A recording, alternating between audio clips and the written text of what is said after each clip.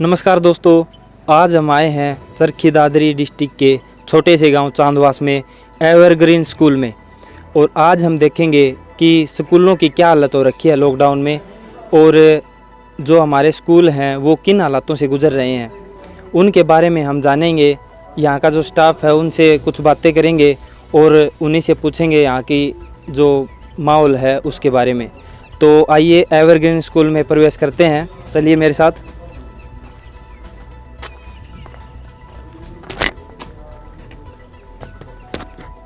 School सुनसान दिख रहा है, देखते हैं कोई है नहीं इसमें।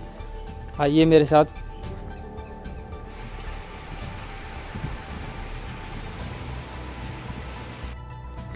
तो दोस्तों, आखिरकार हमें कोई मिल गया बात करने के लिए स्कूल में। तो हमारे साथ जो हैं स्टाफ, इनसे बातें करेंगे और इनसे जाने कुछ स्कूल के बारे में। तो आइए शुरू करते हैं। तो सर, आप यहाँ पे क्या पोस्ट पे हैं सर? नमस्कार जी, मेरा नाम ललित सोनी है और मैं यहाँ एवरग्रीन सीनियर सेकेंडरी स्कूल चांदवास में मैनेजमेंट कमेटी का एक मेंबर हूँ।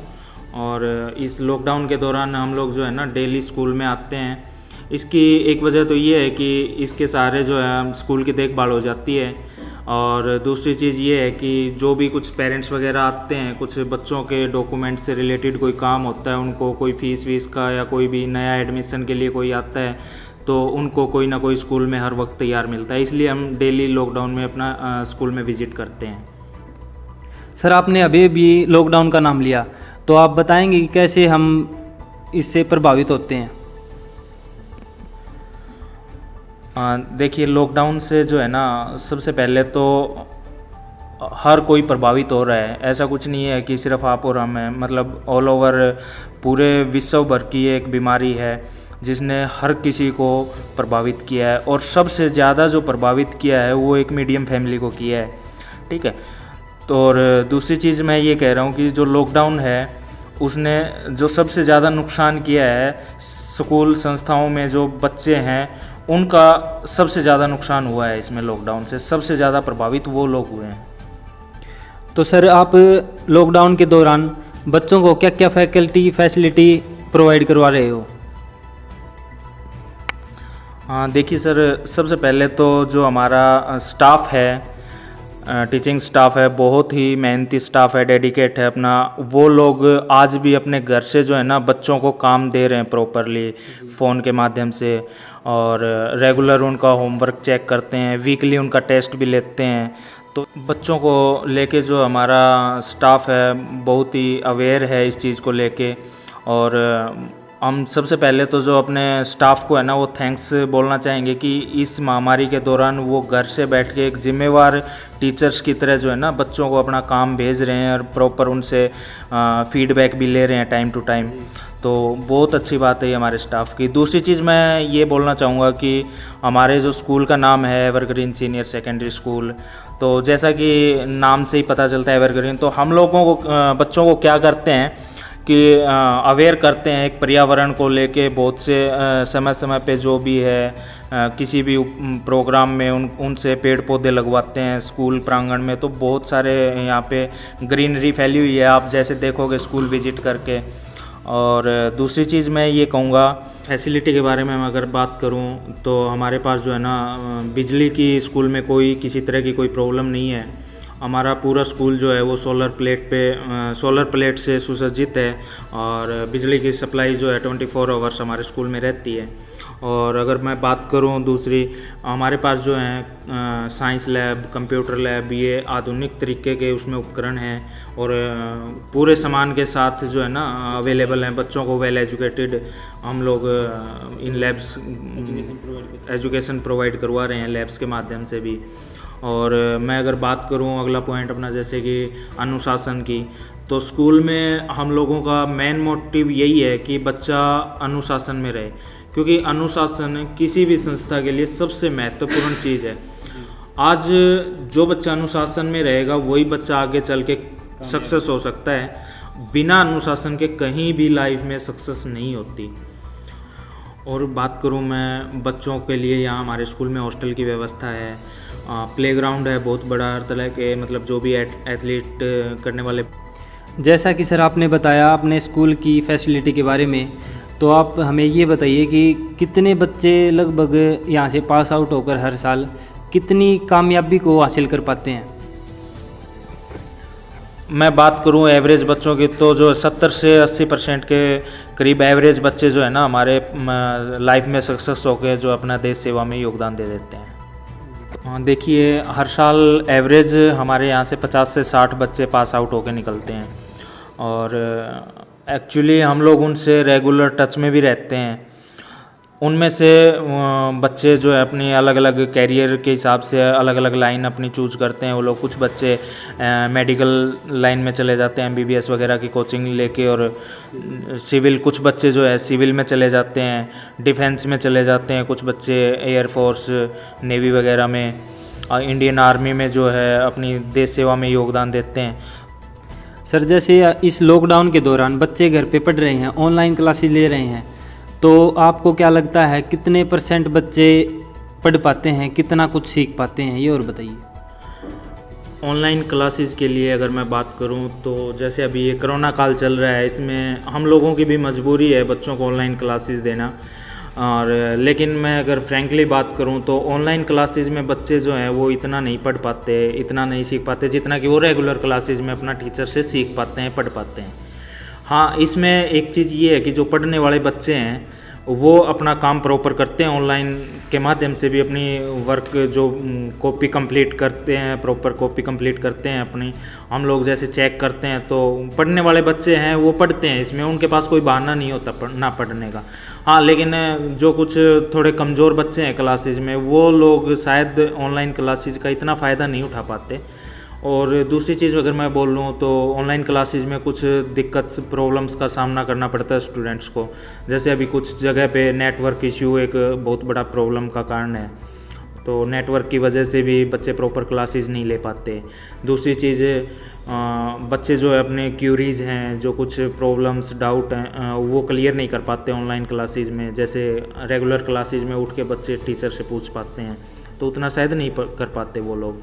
और तीसरी चीज़, इसमें एक दिक्कत बच्चों को ये आती है कि आई साइट के ऊपर फ़र्क पड़ता है ऑनलाइन क्लासेस में। कंटिन्यू ज़्यादा मोबाइल फ़ोन देखने से बच्चों की आँखों के ऊपर फ़र्क पड़ता है। और कुछ जो बिल्कुल मैं बोलूँ निकम्मे बच्चे हैं, वो अपना घर से काम के लिए फ़ोन लेते हैं, बट उसमें कुछ फालतू की चीज़ें देखने में वो लग जाते हैं।